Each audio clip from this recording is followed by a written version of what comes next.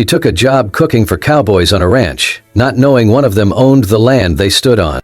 Snow was falling hard over the Montana plains, thick as silence and twice as cold. December had sunk its claws deep into the land, frosting the brittle grass and clinging to the wooden beams of the Stone River Ranch like old sorrow. Wind screamed between the outbuildings, rattling loose shingles and stinging any skin foolish enough to show. May walked straight into it. Her coat was too thin, patched at the elbows, and her gloves were mismatched, one wool, one leather. But her spine held straight, and her eyes burned with a kind of fierce defiance that only women with nothing left to lose ever truly mastered. A satchel hung from her shoulder, and her boots left sharp prints across the frozen mud of the ranch yard. She stopped in front of the cookhouse, where a group of cowboys were gathered near the open fire, passing a flask and laughing low through chattering teeth. They looked up as she approached, the laughter fading one by one as they took in the sight of her. A woman, alone, asking for something in a place that gave nothing easily. A tall man stepped forward, older than the rest, with a graying beard and suspicion etched deep into his brow. His voice was gravel wrapped in whiskey. "This here's a workin' ranch, miss. Not a place for strays or stories." "I'm not a stray," May replied. Her voice was steady, low. "And I ain't here to tell stories." He looked her over. "We ain't got use for trouble, or liars, or girls who think they can sweet-talk their way out of the cold." May's jaw set. "I ain't here to sweet-talk neither." Another man, thicker, meaner in the eyes, spat on the ground. "She looks like she come from a saloon kitchen, if not the back room." That brought a ripple of crude laughter. The first man raised a hand to silence it. He stepped forward until they were nose to nose. "Well, what do you want?" May met his stare without blinking. "I can cook," she said, voice like flint. "I've worked cast iron over fire, skinned game, made sourdough in snowstorms and soup out of bones. I can feed your men with what's left in the barrel and make 'em say thank you after." There was a pause. The fire cracked behind them. "Where you come from?" he asked. May didn't answer. He leaned in closer. "This ain't no place for secrets." She lifted her chin. "I know how to cook, and I'm not turning back." The man studied her a moment longer. Then he stepped aside and nodded toward the cookhouse. "We got 36 men through winter and no proper meals in 2 days. Stove's in there. You want the job, prove it by morning." May didn't flinch. "I'll need flour, salt, a dry towel, and a little respect. Wouldn't kill you." He grunted, half a laugh. "We'll see about that last part." As May stepped toward the door, her eyes passed over the group again. Most looked away, some smirked, others scowled. But one man didn't move at all. He leaned against the post, arms folded, tall, with a dark coat and a brimmed hat pulled low. The only thing visible was the sharp cut of his jaw and the flicker of something unreadable in his eyes. He didn't speak, didn't scoff like the others, just watched. May's gaze met his for a moment too long before she pushed open the cookhouse door. Inside it was dark, cold, and smelled of grease gone sour. Pots rusted on the sideboards, a few empty tins lay scattered like fallen soldiers. But the stove stood tall in the corner, and May felt something like stubborn hope stir in her chest. She hung her satchel on the hook, rolled up her sleeves, and began. Outside, the man in the dark coat, Caleb, kept his arms crossed. He had known her face before she spoke, had seen her once in Billings years ago when she worked behind the kitchen doors of Rose Bell, that painted-up place where decent men whispered lies and left their honor outside. She had been dragged into the room one night, accused of stealing a drink, or maybe just standing too tall. A man twice her size had grabbed her by the wrist. She had not screamed, she had not cried, she had just stood there, spine like iron, eyes full of fire, daring them to strike her down if they meant to. He had watched from the shadows then, done nothing, and now she was here, snow in her hair and defiance in every step. He said nothing, just turned back toward the bunkhouse, the firelight flickering behind him. A storm was coming, outside and in, and it had her name. May rose before the moon had fled the sky.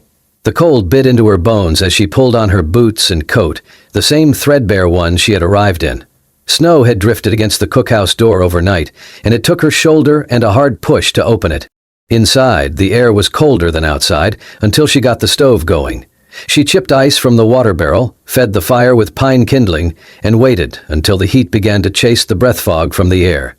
Her fingers stung, her back ached, but she moved like a woman who had lived through worse and planned to keep living. 15 cowboys meant 15 mouths. She mixed the flour into stiff dough, sliced thick strips of salted pork, and fried them slow over cast iron. The biscuits were hard-edged but hot. She served them with coffee strong enough to wake the dead. At first, the men muttered. One asked where the real cook was. Another laughed too loud and said she must have poisoned the beans. By the third morning, they came early to the benches. They scraped their plates clean and passed the coffee pot like it was treasure. No one praised her out loud, but they ate every crumb. May worked quietly, efficiently. She cleaned the pans herself, scrubbed the table, and even swept the ash from the corners of the cookhouse when no one asked her to. Caleb was always there before the others. He never said much. Just stepped into the cookhouse around the same hour each morning, lifted the logs into the firebox without being asked, and left without ceremony. She'd nod in thanks. He'd tip his hat, barely. He avoided her eyes. May noticed. He spoke with the others, sat with them at meals. But with her, there was a silence, not the kind that spoke of judgment, but of distance. Like he was holding something behind his eyes and didn't trust it to stay buried if she looked too long. And yet, he was the only one who carried an extra bucket of water without being told, the only one who left a new bar of soap by the wash basin when hers wore down, the only one who straightened the step when it iced over, after he saw her slip once near the woodpile. It was a strange kindness, wordless, but steady. One evening, May was hauling a bucket of melted snow across the frozen yard when her boot caught on a slick patch of ice. She slipped hard, the bucket flying from her grip, water splashing across the white ground. The breath knocked out of her chest, pain spiking up her wrist as she hit the ground. She hissed, biting her lip to keep from crying out. Before she could sit up, arms wrapped around her shoulders. Caleb. He had crossed the yard in seconds, faster than she thought a man could move. You all right? He asked, voice low. May blinked. His face was close, framed by the dark brim of his hat. His hands were warm through his gloves, holding her steady. She nodded once, breathing shallow. I'm fine. He helped her stand, one hand braced on her elbow, the other supporting her back. When she was upright, he let go immediately and took a step back, like he had crossed some invisible line and was trying to return before it cost too much. May looked at him. He looked away. Thank you, she said, voice quiet. He only nodded and turned back toward the barn without another word. That night, as she sat near the stove, cleaning her scraped palm, she thought about the way he had looked at her, like she was someone he recognized but could not name aloud. He had the air of a man keeping his distance, not out of disdain, but fear, or maybe guilt. May had known many kinds of silence in her life. Caleb's silence was different, and she could not help but wonder what it was he was afraid to say. It started with a whisper. Red Callahan, a brash young cowboy with a sharp tongue and a thirst for trouble, had ridden into town 3 days prior for supplies. When he came back, his saddlebags were heavy with flour and beans, but his mouth was heavier still. He waited until supper, when the fire crackled and the men had full bellies, before he leaned back on his elbows and said it like a joke, but with poison on the edges. I seen her before, he said, nodding toward the cookhouse where May worked alone. Back in Billings, at the Rose Bell. The name settled over the camp like ash. Everyone knew the Rose Bell, a brothel that posed as a saloon sitting just off Main, with velvet curtains, cheap whiskey, and girls who smiled whether they wanted to or not. Red smiled wide, his teeth yellowed. She wore an apron then too, always smelled of sage and smoke. She was the cook, sure, but you know how them girls get pulled upstairs once the whiskey runs low. The men chuckled, some uncomfortably, others with that cruel ease born of boredom and bitter winters. No one questioned Red, not really.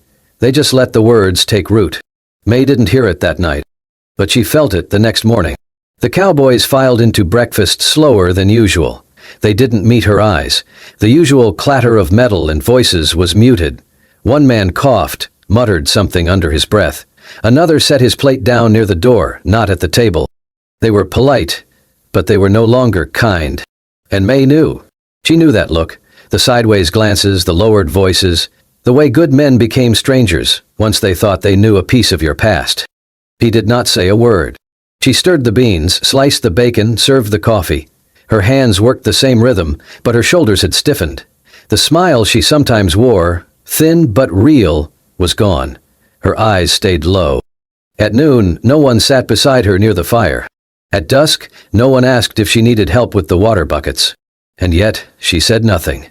Because what could she say? She had worked at Rosebell. She had cooked meals, not sold herself. But that distinction rarely mattered to the kind of men who looked at women like her and only saw one thing. May had learned long ago that defending yourself too hard only made you seem guiltier. Let them talk. She had survived worse. But Caleb had heard it too. He had not laughed when Red made his comments. He had not looked amused or curious. He had gone silent, staring into the fire, like it might explain something he had long been struggling with. And when, that afternoon, Red made another crude remark, something about leftover girls and leftover stew, Caleb moved. No warning, no raised voice. Just a hard, fast punch that cracked against Red's jaw like thunder. Red hit the ground hard, spitting blood, stunned. "What the hell is wrong with you?" he shouted, holding his face. Caleb said nothing. He stood over Red for a breath, fists clenched, chest heaving. Then he turned and walked away, not speaking, not looking at anyone, including May, who had seen the whole thing from the shadow of the cookhouse door. That night, snow began to fall, soft and steady, like ash from a high place. May stayed up later than usual. The kitchen was clean, the stove banked low, but she sat near the warmth, her fingers tight around a chipped mug of tea she had saved from her own wages. She didn't know what to make of what she had seen. Why had Caleb hit Red? Why now? Why not say something to her? She wasn't sure if it was pity, or guilt, or something else she dared not name. The knock came just past 10. Soft, barely there. May stood slowly, heart tight in her chest, and opened the door. There was no one outside, just the snow and a small basket on the stoop. Inside, a dozen brown eggs, still warm from the hen, a sack of cornmeal wrapped in cloth, tied tight with rough twine. No note, no name. But she knew. The eggs were from the roost near the barn, Caleb's chore always. The cornmeal bore the mark of the town general store, the same trip Red had returned from. Caleb had gone too. May knelt in the doorway, brushing a flake of snow from the edge of the basket. Her breath came out in clouds. The wind didn't bite as hard as before. She picked it up, cradled it close, and stepped back inside. For the first time in days, she let herself smile. Just a little. She didn't understand him, not yet. But maybe she didn't have to. Not tonight. Tonight, someone had remembered her worth, quietly, without demand. And that was enough. The fire had long since gone out, but Caleb could not sleep. He lay on his cot in the bunkhouse, eyes open to the dark, listening to the wind thread through the gaps in the wall like a whispered warning. Outside, snow drifted over the plains, soft and soundless, but inside his chest, memory burned like a brand. He could still see her 3 years ago, at the Rose Bell in Billings. That night had never left him. They had gone to celebrate. His friends, raucous and loud, drunk on whiskey and the thrill of closing a land deal with men twice their age. Caleb had not wanted to go. But he was young then, quieter than he is now, and it had been easier to nod than argue. He remembered the heavy perfume, the stale air of bourbon and sweat. And he remembered her. She had not looked like the others. No bright lipstick, no hungry smile. She wore an apron, her hair pulled back in a practical twist. She carried a tray of drinks with quiet focus, weaving between tables like she was trying not to be seen. But then the floor had been wet, and she slipped. The tray crashed. Liquor spilled. One of the older men, some big-name merchant, had roared with rage. "You filthy saloon tramp," the man spat. "Think dressing like a lady makes you one?" Another man grabbed the strings of her apron and yanked. She staggered. Her hands shook, but she straightened. Her eyes, he never forgot her eyes, looked right at them, unflinching, defiant. And he did nothing. Caleb had stood there, his fists clenched, his mouth full of sand. He was 23, just old enough to know what was right, and too cowardly to do it. He saw her then. He remembered her now. The same woman who now rose at dawn to cook meals for men who wouldn't meet her gaze, who scrubbed the cookhouse with aching hands, who never asked for thanks. Caleb sat up, swung his legs over the side of the cot. The wood was cold beneath his feet. He pulled on his coat, stepped into the wind. He walked slowly across the snow-covered yard toward the cookhouse. The light inside was dim but still glowing. He knew she stayed up late, fixing what could be mended, salvaging what others would throw away. He crouched and laid a bundle of dry wood on her stoop. No note. No knock. But tonight, he did not walk away. He stepped behind the red brush growing near the edge of the wall and watched through the faint opening in the canvas curtain. She sat near the stove, mending the frayed shoulder of her work shirt, her brow furrowed with focus, her fingers careful and quick. There was something reverent in her stillness, like the world had always hurt her, but she still met it with quiet dignity. Caleb felt shame rise again, thick and bitter. In her he saw everything he had once lacked: courage, pride, survival. He had stood by once. He would not do it again. Inside the cookhouse, May paused. She stared at the flame for a long moment, then backed down to her needle. Her shoulders tightened. She remembered him. She had seen him that night in Billings, not just standing there, but watching and choosing silence. She had not hated him for it, not exactly, but she had resented the hope, brief and foolish, that someone might speak for her when her own voice had been drowned out. And yet, since she had come to Stone River, it was Caleb who helped her lift the heavy water pots, who chopped extra wood for her fire, who left things without ever asking for thanks. He never said a word, but he never walked away either. May's heart beat heavy in her chest. She did not know what to make of him, and maybe she did not want to know. But then the fire came. That same night, as snow began to fall in heavier flakes, a gust of wind from the north swept through camp. Someone had stacked dry timber too close to the rear of the cookhouse. A stray ember from the stove, too small to notice, caught the pile. Within minutes, flame roared up the wall, crackling like fury set loose. Yelling broke through the night. Men scrambled, someone banged on doors, but May, exhausted, had fallen asleep on the cot near the stove and did not stir. Until Caleb came. He did not wait. He crashed through the smoke, pulled his coat over her, lifted her in his arms and turned his back to the fire as it licked down the wall. Sparks caught on his sleeves, the heat burned his cheek, but he held her close and did not stop. When she awoke, coughing against his chest, her eyes opened to find his face, so close, so raw. He looked down at her, and in that gaze there was no shame, no memory of who she had been or where they had met. There was only the now. The girl he had once failed, and the woman he refused to fail again. The days grew colder, and the snow packed tighter over the hills like white wool stitched into the earth. Each morning, before the bunkhouse stirred, Caleb came to the cookhouse. He would mumble something about needing coffee or checking the firewood, but May knew the truth. His eyes always drifted toward the small, black kettle on the back burner, the one she filled with leftover soup from the night before. Every time he came in, his hand would hover, just for a breath, then curl around the warm handle of the tin cup she had filled minutes before. Huh? He never thanked her aloud. She never pointed out that it had been poured before he arrived. It was a strange peace, unspoken, but not unnoticed. May had begun keeping a small ledger tucked under the flour sacks, not for numbers, but for memories. Her mother's handwriting, once scribbled on scraps of linen, now faded from age, was slowly being copied by May's own calloused hands into neat, determined lines. Cornbread without sugar, beef stew with root vegetables, molasses pudding thick enough to make a cowboy sit still. Recipes, yes, but more than that, dreams. One day, perhaps, a little place of her own, a kitchen without stairs, a sign that said, "Welcome," and meant it. She was stirring a pot of onion broth when Caleb stepped in again, snow dusting his shoulders. "Coffee's hot," she said, not looking up. He nodded, moved toward the counter and picked up the tin cup already waiting. Steam curled from the rim. He sipped, quietly. After a moment, she asked without turning, "What did you used to think I was?" He paused, then, slowly, set the cup down. "I thought you were strong," he said. "Even when I first saw you, at the bell. You didn't flinch." She stopped stirring. He added, quieter, "But I also thought I was afraid." "Of me?" she asked. "Of myself?" he said. "Afraid of what it said about me, that I stood there and watched, afraid I was no better than the men who laughed." The silence that followed was not cruel. It was heavy with history. Then he said, "I've thought of that night every day since." She turned, finally. Her eyes found his. "Why tell me now?"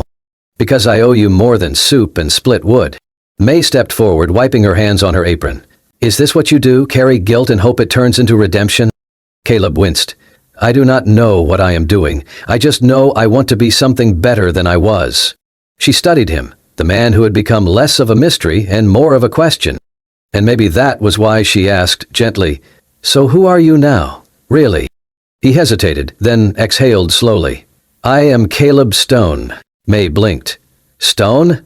As in Stone River Ranch?" He nodded. "My father owns it. I was raised here, but I left after the war. Came back last spring and asked him not to tell the men who I was. I wanted to work, not be handed something I didn't earn." May's face went still. "So all this time," she said, voice low, "you've been watching from behind a mask?" "No," he said, stepping closer. "I've been trying to earn your truth with mine." She shook her head, backing away. "You men, you all wear faces. Pretend to be better than the last, but you're still watching, still deciding what a woman is worth based on her past." "Not you," Caleb said. Her breath hitched. "Then why lie?" "I didn't lie," he said softly. "I just didn't lead with a name that never fed a horse or built a fire." She looked away. Outside, the snow had stopped, but the cold pressed closer. May turned back to the stove, stirred the soup again. Caleb waited. Finally, she ladled some into a bowl and set it on the table. "It's hotter than before," she said, "but it cools fast."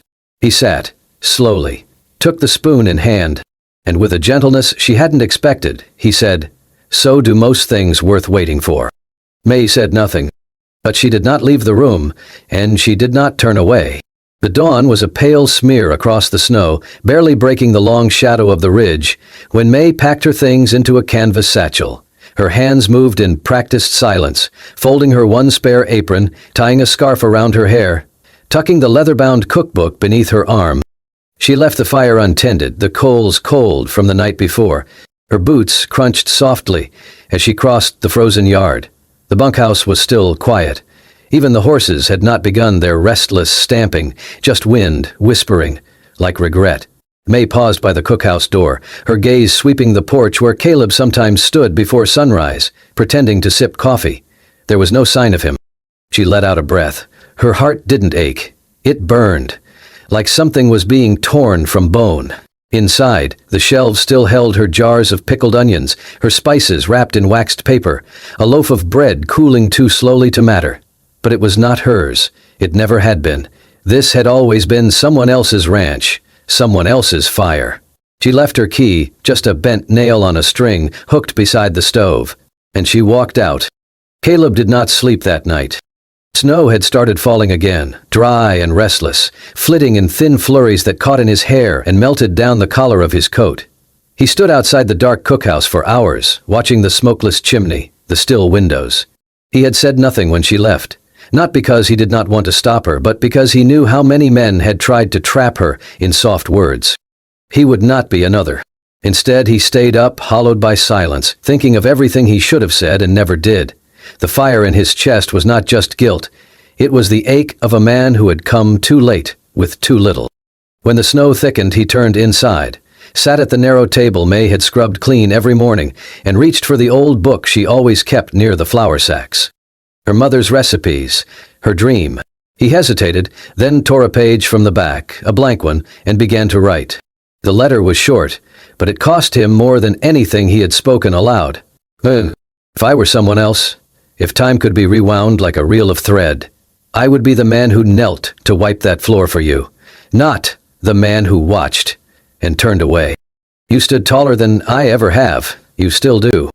I do not ask you to forgive me, only to know this. When you stepped into my fire, it was the first time I felt warm. Caleb.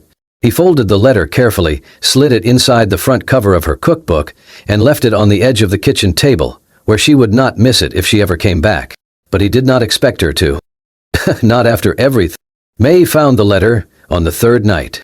She had made it only as far as the boarding house in town, her savings enough for 1 week's cot and cold tea.